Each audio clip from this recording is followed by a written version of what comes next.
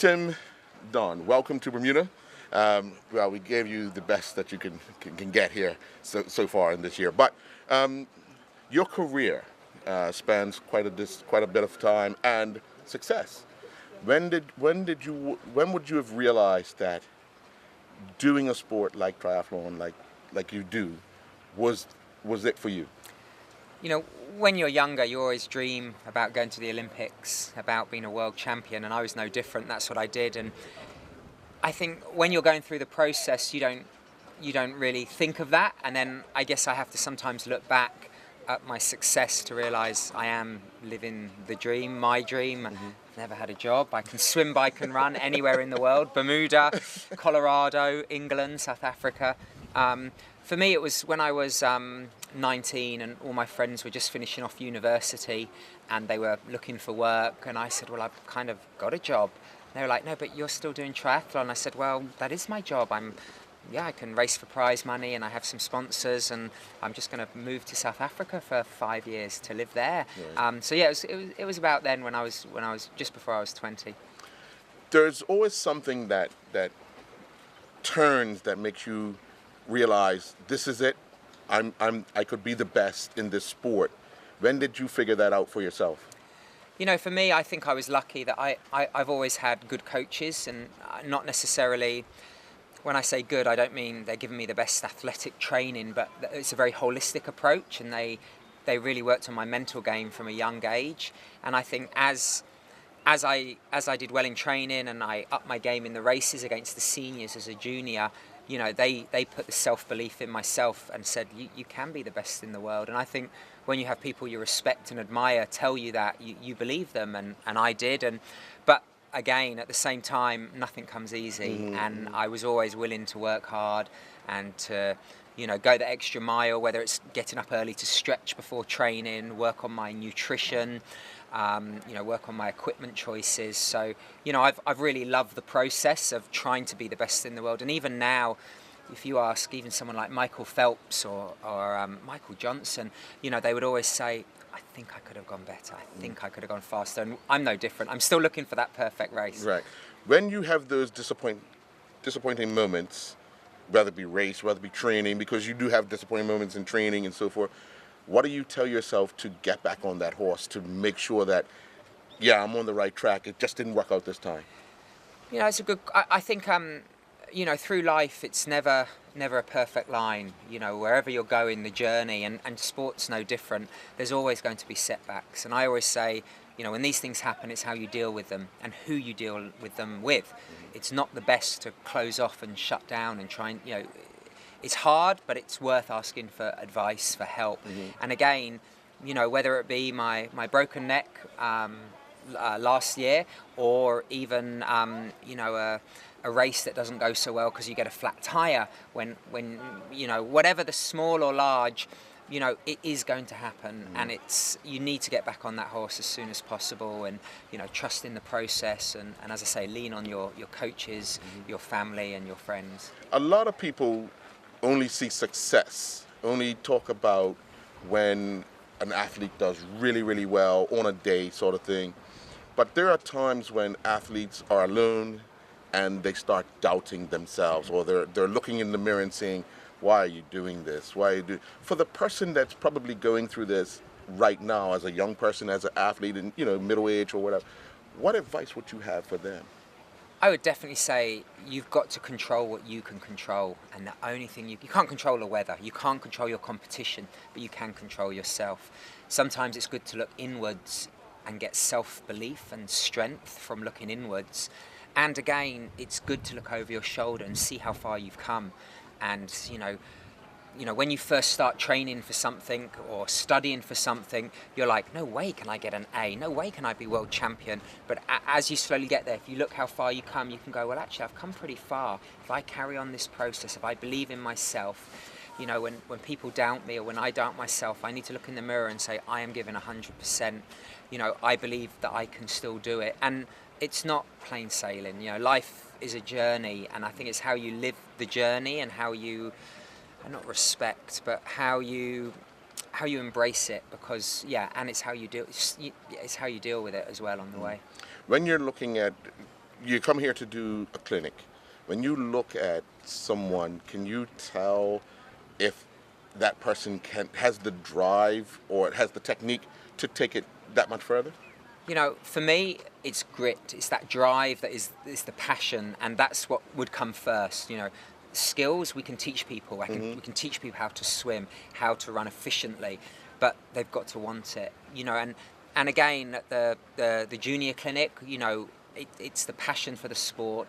It's the desire to be the best they can be. And sometimes when I was a junior, I wasn't always the best when I was, you know, 13, 14, 15, but I really enjoyed it. And I loved the process, and I trained hard, and slowly, I always used to say the harder I trained, the luckier I got in races. Right. And it was no accident that, because talent definitely gets you so far, but it's the people who have grit and are willing to, you know, really dig in. And for me, it's the smiles on their faces. At the young age, you know, from the ages of 6 to 11, 12, you know, it's very hard to tell a difference between someone who's going to be the next Flora Duffy or someone who's just going to be someone who enjoys the sport. But first of all, you have to enjoy your job, your sport, your passion. Right.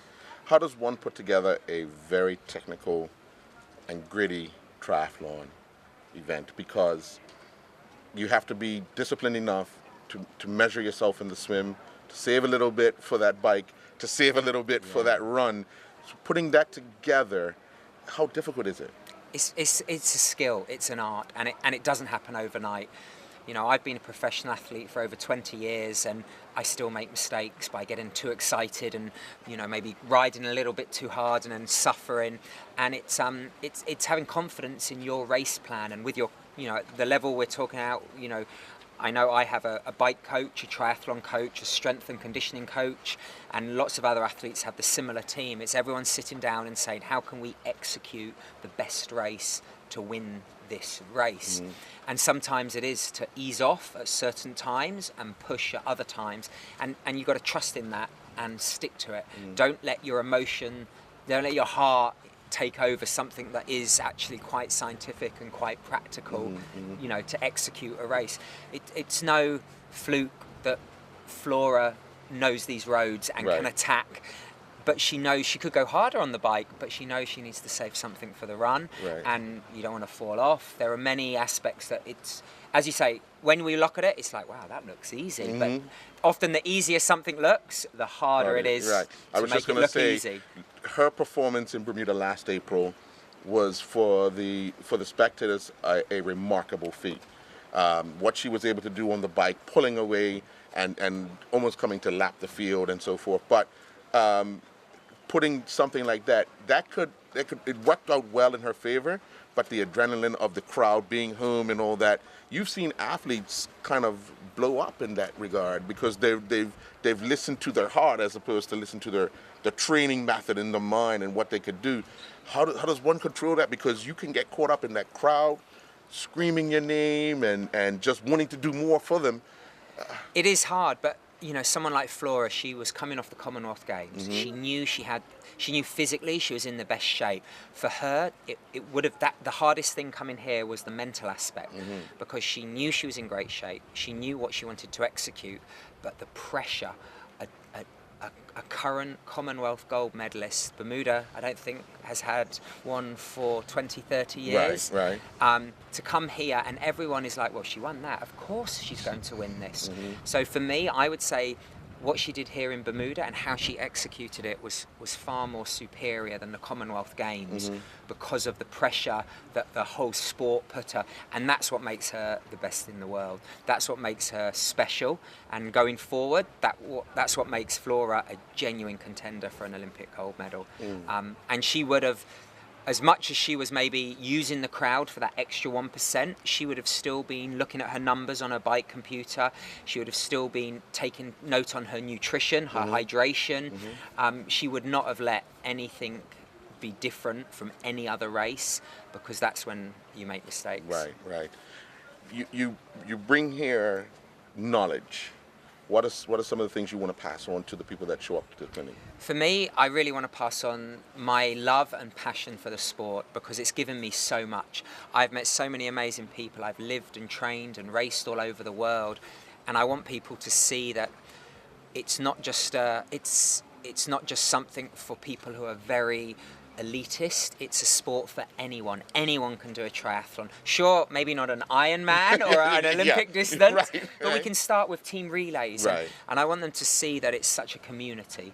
You know, yeah, I mean, when I grew up and I was a member of the local triathlon club, and there were guys who were in their 60s, in their 20s. They were training together, and the one common thing was the sport of triathlon.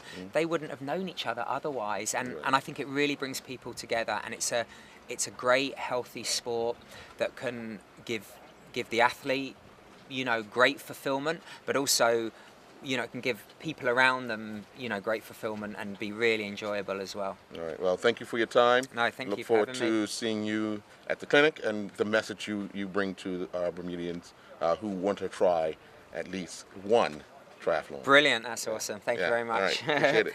Thanks. Well, welcome home, Tyler. You come with Tim, but obviously you've had a career in both triathlon, Ironman, cycling, and so forth. Where are you at this stage in your career and your life? Yeah, it's an interesting one. I'm still actually figuring that out. I don't have a straight answer for you. One of my good friends, a fellow Olympian, the person I sort of grew up training with into Athens Olympics and into London, talked me into doing a marathon, which is why I was able to come back, and I'd done enough training to sort of hold my own on Bermuda race weekend, and it was nice to have someone to push me the whole way as prep for this race. It's Lake Biwa Marathon in Japan in 2 weeks, and it's an elite. You had to do sub 2:30 marathon to qualify. So it'll be interesting how it goes. I've done as much work as I could fit in. I sort of found out about it 10 weeks before the race, which isn't really perfect. You normally would want a little longer than that. But to be honest, I'm not someone who can stay super focused for too long. Hence the reason I love triathlon for the three sports. A single sport is very hard. Doing mostly running the last couple of weeks, the hours are a lot less, but just the monotony of the same thing every day wears you down a lot more. So I've been fortunate. It makes me appreciate triathlon. I'm definitely getting older. I'm not at a stage where I have to stop. It's more I've been doing it a long time. My first pro race was when I was 19. My first triathlon was when I was 7. I just turned 36, so basically 29 years I've been doing this sport. The thing is, I started the sport because I loved it. I didn't want to be a professional. I just wanted to test myself. So I don't know where I'm going. I think I'm going to be one of the athletes that just keeps racing for the rest of his life, and some people will say, oh, he should have stopped when he was at his best, but it's not why I started the sport. Everyone starts and has their own reasons for doing it. I love doing it. I might take a year or two off, and maybe I will pick up something else and have other interests, but I might also just slowly get slower and older, and that's life. And I'm not afraid of that, and hopefully along the way, maybe I can inspire someone that was like, oh, I thought about stopping, and then I realized it's okay to get slow. That's life. You know what I mean? You've had a year now to reflect on the performance in Australia on the Gold Coast with the team concept of the triathlon. How do you look back at those moments? Yeah, I mean, it's a hard one. Commonwealth Games was amazing. And after, there was a bit of, when I was switching back to the Ironman racing, there was a bit of some down moments. And part of me was like, oh, I maybe should have retired then on a high. Commonwealth Games is amazing and you're representing your country, but it's not a professional race, as in there's professionals in it, but you don't make any money. Right. So that was my life and my livelihood was racing Ironman distance. So the Commonwealth Games and even the Olympics in Tokyo, for me, it's not a hobby, it's a professional level, but I'm not making a living at it. Right. And that's where I'm torn when we had for putting together a team so quickly, we had a bit of we had a great result. Right. To be there in 5th. And that 3rd, we were a little bit off, but if we changed our tactics, we might have been able to be there fighting for 3rd place. My swim was a little off, and we knew it would be, but my bike and run was faster than the bronze medal as the last person, and we knew Flora. That's why we put her third instead of first, which people questioned. Other countries, we knew I needed to go in the water with about an 8 to 10 second gap, come out with the New Zealand and Canadians, because then, as the splits proved, my bike and run would have held their own with them. There was talk of Tokyo, but the problem is we all got on. I went back to racing Ironman. The juniors are in school, so that it's just an interesting one. I mean, Tokyo. I'm interested to see Flora. She's definitely in her prime, and she's on the track, but she's got to stay healthy. That's the biggest thing, and that's just professional sport. When you're at your best, you are vulnerable to injury, and that's part of the chess puzzle. But I hope she can manage injuries and come away with the same result that she got in the Gold Coast. Does the sport Ironman still put a smile on your face? It's yes and no. The sport, yes. The 6-hour training days, sometimes, but it's definitely not as I used to have one bad day a month. No, it's not quite as which if you're making a job that can support your family, it's a job. You don't wake up every day and say, "Hey, I love going to work." I was fortunate enough that the majority of the time I did. Now there is more days where it's a struggle, but everyone has struggles. But it's harder when at the end of the year you're like, "Ooh, that was a break even, or that was a lot." Like in the end, it's a business. And when you're busy, when businesses start to make break even or losses, you have to say, "Is this a constructive resources with your time?" And again, time is interesting. I can run. I'm only able to come here, and it was mainly because Tim's such a good friend, and to sort of show him and make his introduction to the island as great as possible, and for him to make sure he kept his training. He's got a big race in a couple weeks, and his race is professional. The Ironman was mine's a marathon, where there's the prize money. I'm not going to run 2 hours and 8 minutes, and that was the top 3 last year. So I'm able to do that. There's other things I could do, and that's where the question is whether it's worth it. Like, not just to me, but to the community, to my family. What other things could you do? I mean, and that's where you have to ask: is bettering 5th in Kona for me? Am I going to do it? Do I believe I can? And that's the biggest thing. Is deep down, I don't know if I can. So it's harder to pursue something that you're not 100%. If you 100% don't believe in yourself, it's going to be hard. And it's hard to justify to my family, or I could contribute and do other things, which is what I have been doing. That's why it was easy to do Commonwealth Games last year, because for my personal career, and Ironman, it probably wasn't the best choice. There was lots. No one else switched from Ironman to do Commonwealth Games. But being fortunate from Bermuda, the opportunity is possible. We wouldn't have been able to have a team event, so the country wouldn't have been able to do it. For the juniors, and Flora is there for the individual, and the juniors were as well. But it's nice they got 2 days instead of one day for that whole trip. So there's a lot more that I'm trying to give back, and there's still positives for me personally, but I'm still figuring that out on what is worth it. Both those junior runners or competitors now into the senior ranks, but their performances after Commonwealth at the CAC Games were remarkable finishes. Do you think that performance at the Gold Coast helped them confidence-wise, that hey, you can be in this? For sure.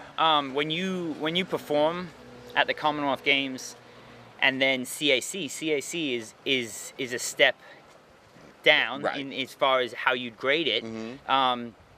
If they've just done a race that's bigger, has the best guys in the world, has the 2-time Olympic medalist from London and Rio, and they had to go on the start line with them, they get more confidence.